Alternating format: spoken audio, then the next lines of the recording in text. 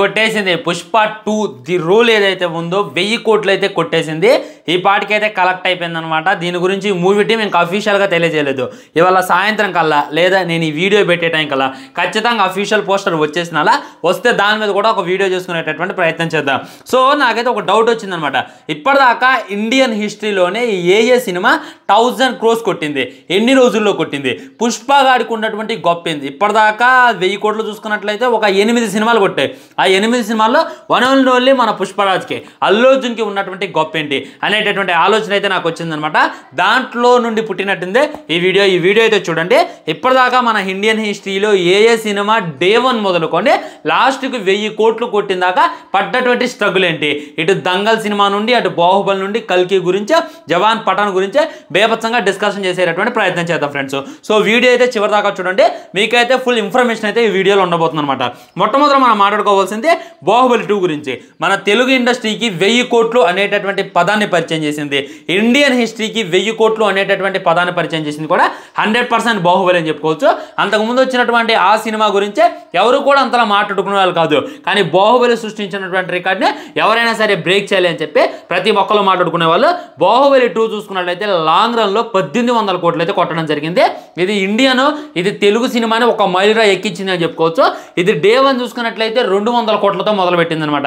ఆ తర్వాత అలానే సాగిపోతూ ఉంది. ఇది వేరే కంట్రీస్లో సైతం, ఇండియాలో సైతం, వేరే రాష్ట్రాల్లో సైతం, వేరే లాంగ్వేజ్లో సైతం సినిమా అదరగొట్టుకుంటూ ఎగ్జాక్ట్లీ 10 రోజుల్లో 1000 కోట్లు అయితే కొట్టడం జరిగింది.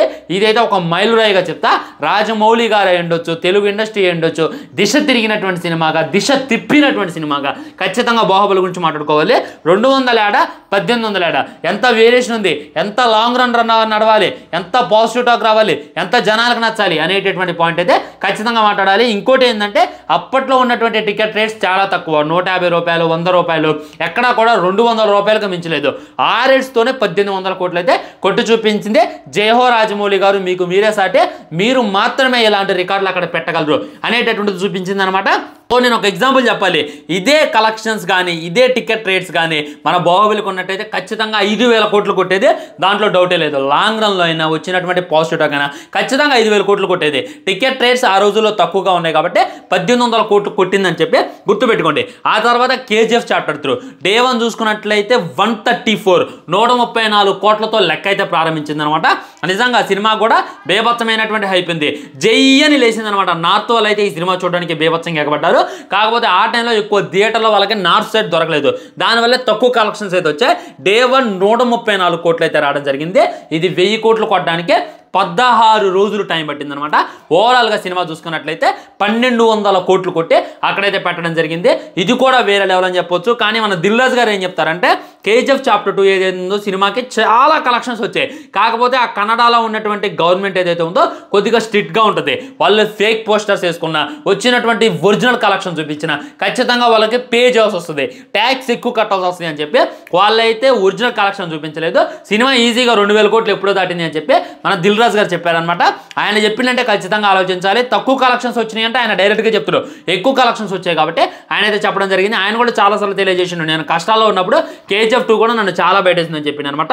సో ఈ సినిమా డే 1 134 కోట్లతో మొదలు పెడితే 16 రోజుల్లో 1000 కోట్లు అయితే కొట్టడం జరిగింది. సలాం ప్రశాంత్ నీల్ గారు, ప్రశాంత్ నీల్ అనేటటువంటి బ్రాండ్ పరిచయం అయింది. అప్పుడే కేజీఎఫ్ 1కి బేభత్సమైనటువంటి ప్రమోషన్ చేయాలి, కానీ ఆ సినిమా కూడా ఈజీగా 500 కోట్లు వచ్చాయని చెప్పి ప్రతి ఒక్కరు చెప్తారు. ఆ తర్వాత RRR మూవీ, నిజంగా ఇక ఈ సినిమా గురించి నేను మీకు పరిచయం చేయాల్సిన అక్కర్లేదు. డే 1 చూసుకున్నట్లయితే 223 కోట్లు కొట్టింది. ఇది 1000 కోట్లు కొట్టడానికి 16 రోజులు టైం తీసుకుంది అనమాట. సేమ్ కేజీఎఫ్ చాప్టర్ 2 ఎంత టైం తీసుకుందో ఈ RRR మూవీ కూడా అంతే టైం తీసుకుంది. కానీ ప్రమోషన్స్ అయితే పీక్స్లో జరిగాయి, హైప్ కూడా వేరే లెవెల్ ఉందనమాట. ఈ సినిమాకి అయితే ఎట్లా లేదన్నా 2000 కోట్లు వస్తాయి, 2000 వస్తాయి అని చెప్పి ప్రతి ఒక్కళ్ళు అనుకున్నారు. కానీ ఈ సినిమా కూడా లాంగ్ రన్లో 1200 కోట్ల కాడైతే సతికాలు పడిపోయింది. కేజీఎఫ్ 2 ఎక్కడ దాకా వెళ్ళిందో అక్కడ దాకా అయితే RRR మూవీ వెళ్ళగలిగింది. నన్ను అడిగితే సినిమాకి 500 కోట్లు పెట్టారు, 5 స్టార్ కాస్ట్ ఉంది. టికెట్ రేట్స్ కూడా ఇప్పుడు పర్లేదు అనమాట, కొద్దిగా పెంచేశారనమాట. మ్యాక్సిమం 30% హైక్ అయితే చేశారు. అయినప్పటికీ లాంగ్ రన్లో 1200 కోట్లు, మన 16 రోజుల్లో 1000 కోట్లు అయితే చాలా తక్కువ అని చెప్తాను నేను. ఆ తర్వాత దంగల్ మూవీ, నిజంగా సినిమా అంటే ఇదేరా. నిజంగా ఈ సినిమా గురించి ప్రతి ఒక్కరు మాట్లాడుకుంటారు, ప్రతి ఒక్కళ్ళు డే 1 గురించి మాట్లాడుతున్నారు. కానీ దంగల్ డే 1 మీకు చూసినా, లాంగ్ రన్ చూసినా 1000 కోట్లు కొట్టడానికి ఎంత టైం పట్టింది అనేటటువంటిది మీరు తెలుసుకుంటే మీ దిమ్మ అయితే తిరిగిద్ది అనమాట. సో దంగల్ దంగల్ చూసుకున్నట్లయితే డే 1 29 కోట్లు మాత్రమే కొట్టడం జరిగిందనమాట. జీరో హైప్తో వచ్చింది. టికెట్ రేట్స్ కూడా నార్మల్ ఉన్నాయి. ప్రీమియర్స్ పర్లేదు, బెనిఫిట్ షోలు పర్లేదు, జస్ట్ అలా నార్మల్గా రిలీజ్ అయిందనమాట. అప్పట్లో కొద్దిగా అమీర్ ఖాన్ గారి ఫ్యాన్స్ చూడటానికి ఎక్కబడ్డారు. దానివల్ల 29 కోట్లు వచ్చాయి. మన అమీర్ ఖాన్ గారి కెరియర్లోనే డే 1 లీస్ట్ అని చెప్తాను నేను. డే 1 29 కోట్లతో మొదలయ్యి కరెక్ట్గా 154 రోజుల్లో 1000 కోట్లు అయితే సినిమా కొట్టడం జరిగింది. వామ్మో మాటల ఫ్రెండ్స్, మామూలు విషయం కాదనమాట. డే 1 200 కోట్లు కొట్టి, 250 కోట్లు కొట్టి, 300 కోట్లు కొట్టి 1000 కోట్లు కొట్టడం అనేటటువంటిది కొద్దిగా పాసిబుల్ అయ్యేది. కానీ డే 1 28 కోట్లు కొట్టే 154 రోజులు లాంగ్ రన్ నడిచే 154 రోజులు 1000 కోట్లు కొట్టడం ఏదైతే ఉందో ఇది ఒక మెడికల్ మెరాకిల్ అని చెప్పుకోవచ్చు. ఇది మనకే కాదు, చైనా వాళ్ళకి ఉండొచ్చు, సింగపూర్ వాళ్ళకి ఉండొచ్చు, జపాన్ వాళ్ళకి ఉండొచ్చు, అమెరికా వాళ్ళకి ఉండొచ్చు, పాకిస్తాన్ వాళ్ళకి ఉండొచ్చు. సినిమా అయితే పిచ్చిగా నచ్చింది. సో ఈ సినిమా చాలా అంటే చాలా టైం తీసుకుంది. 154 రోజుల్లో 1000 కోట్లు కొట్టి మళ్ళీ 200 రోజుల్లో ఇంకో 1000 కోట్లు కొట్టింది. లాంగ్ రన్లో చూసుకున్నట్లయితే 2000 కోట్లతో అయితే పోస్టర్ని అక్కడ దింపిందనమాట. ఇప్పటి నుండి ఏ సినిమా అయితే దీన్ని బ్రేక్ చేయలేదు అని చెప్పి చెప్తూనే ఉన్నారు. రాజమౌళి గారు సైతం తెలియజేసింది అనమాట. ఆ సినిమాని బ్రేక్ చేద్దామని చెప్పి నేను చాలా కలలు కన్నా కానీ అది అయ్యేటట్లేదని చెప్పి ఆయన అమెరికాతో డైరెక్ట్గా తెలియజేసిండు. నిజంగా గ్రేట్ అంటే గ్రేటెస్ట్ అని చెప్తాను నేను. 28 కోట్లు అక్కడ, 2000 కోట్లు అక్కడ. ఇది నడవాలి. ఇలా సినిమాలో దమ్ముంటే మట్టికే ఈజీగా లాంగ్ రన్లో 2 కాదు 3000 కోట్లు వచ్చినా ఆశ్చర్యం లేదు అనేటటువంటిది రియాలిటీ.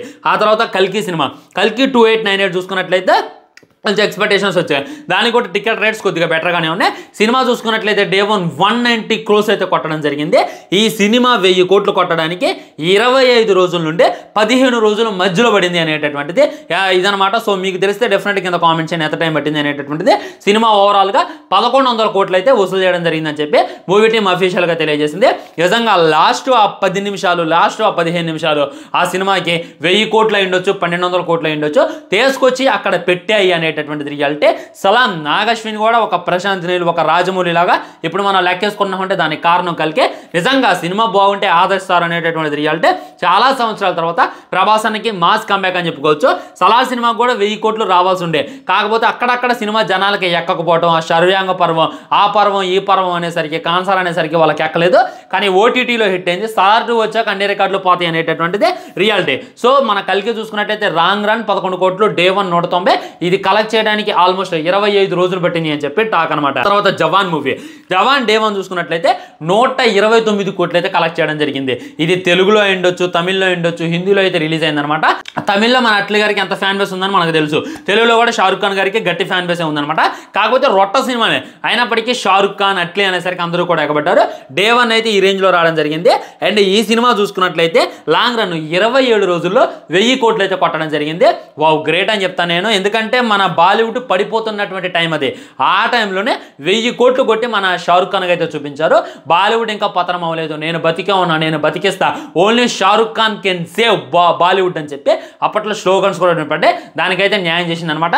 ఇది డే 1 29, లాంగ్ రన్ చూసుకున్నట్లయితే బాగానే కలెక్ట్ చేసింది. ఒక 1200 కోట్లు అయితే కలెక్ట్ చేసింది. 27 రోజులు 1000 కోట్లు అయితే కొట్టడం జరిగింది. ఆ తర్వాత పఠాన్ డే 1 చూసుకున్నట్లయితే 100 కోట్లు కొట్టింది, 98 కోట్లు కొట్టింది అంటారు. ఈ సినిమాకి 0 ఎక్స్పెక్టేషన్స్తో రిలీజ్ అయింది అనమాట. కానీ రిలీజ్ అయిన తర్వాత ఓచకోత అయితే మొదలు పెట్టింది అనమాట. అండ్ పఠాన్ 2 కూడా ఉందంట.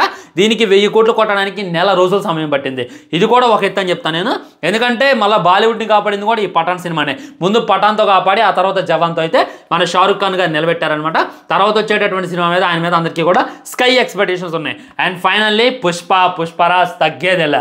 ఇప్పటిదాకా నేను చూసినటువంటి ఏ సినిమాలైనా, ఇప్పటిదాకా నేను చెప్పినటువంటి ఏ సినిమాలైనా సరే 10 డేస్ పై మాటే, 10 రోజులు పట్టింది ఒక్కొక్కడికి 1000 కోట్లు కొట్టడానికి. 100 రోజులు పట్టింది, 150 రోజులు పట్టింది, నెల రోజులు పట్టింది. కానీ పుష్పరాజ్ గారికి మట్టికే 1000 కోట్లు పట్టడానికి పట్టినటువంటి సమయం జస్ట్ 5 రోజులు మాత్రమే. ఇది కదా మాకు కావాల్సింది. టికెట్ రేట్స్ పెంచారు బ్రో, దాంట్లో డౌటే లేదు బ్రో అని చెప్పి అంటున్నారు. మీకు ఒకటి అర్థం కావట్లా, పుష్ప 2 అనేటటువంటిది ఒక కొత్త ట్రెండ్ సెట్ చేసింది. ఇప్పుడు వచ్చేటటువంటి అప్కమింగ్ మూవీస్ అన్నిటికీ కూడా టికెట్ రేట్స్ పెంచొచ్చు అనేటటువంటి హింట్ కూడా ఇవ్వడం జరిగింది అనమాట. అదే జరగబోతుంది. ఇప్పుడు గేమ్ చేంజర్ ఉంది, దీనికి కూడా బేభత్సంగా టికెట్ రేట్స్ అయితే ఖచ్చితంగా పెంచుతారు. డాకు మహారాజుకు పెంచుతారు, ఇప్పుడు వచ్చేటటువంటి పాన్ ఇండియా ప్రతి సినిమాకు పెంచుతారు. మరి ఆ సినిమా కూడా అంతలా వసూలు చేయగలరా లేదా అనేటటువంటిది దమ్ముతో అయితే అర్థమైపోద్ది అనమాట. డే 1 294 కోట్లు, ఆల్మోస్ట్ 300 కోట్లు. డే 5 చూసుకున్నట్లయితే 1000 కోట్లతో అయితే పుష్పగాడైతే దూసుకుపోతాడు. ఈజీగా లాంగ్ రన్లో 2000 కోట్లు కొట్టేస్తాడు. బాహుబలిని లేపేస్తాడు, దంగల్ని లేపేస్తాడు అని చెప్పి ప్రతి ఒక్కరు అనుకుంటున్నారు. నేను కూడా మొన్నటిదాకా అనుకోలేదు, కానీ ఇప్పుడు అనుకోవాల్సిన సిచ్యువేషన్ వస్తుందేమని చెప్పి నాకైతే అనిపిస్తుంది అనమాట. అనమాట. సో మీ కామెంట్ ఏంటి, లాంగ్ రన్లో మన పుష్ప సినిమా బాహుబలిని దంగల్ని లేపిద్దా? ఎందుకంటే 5 రోజుల్లో 1000 కోట్లు కొట్టినోడు నెల రోజుల్లో 2000 కోట్లు కొట్టిన వాటి లేపడం పెద్ద మ్యాటర్ కాదు, లేపినా మనమైతే ఆశ్చర్యపోవాల్సిన లేదు అనేటటువంటిది reality friends. So net collections ఏంటి అనేటటువంటి సాయంత్రం ఇంకో వీడియోలో మాట్లాడుకునేటటువంటి ప్రయత్నం చేద్దాం. ఉంటాం మరి, బాయ్. ఛానల్ని సబ్స్క్రైబ్ చేయండి, వీడియోని లైక్ చేయండి, వీలైనంత వీడియోని షేర్ చేయండి. మీకు ఇందులో తోపేది మొత్తం 8 సినిమాల్లో మీకు నచ్చినటువంటి ఫేవరెట్ మూవీ ఏంటి అనేటటువంటిది డెఫినెట్గా కింద కామెంట్ చేయండి. వీడియో లైక్ చేయండి, షేర్ చేయండి. ఉంటాం మరి, నమస్కారం.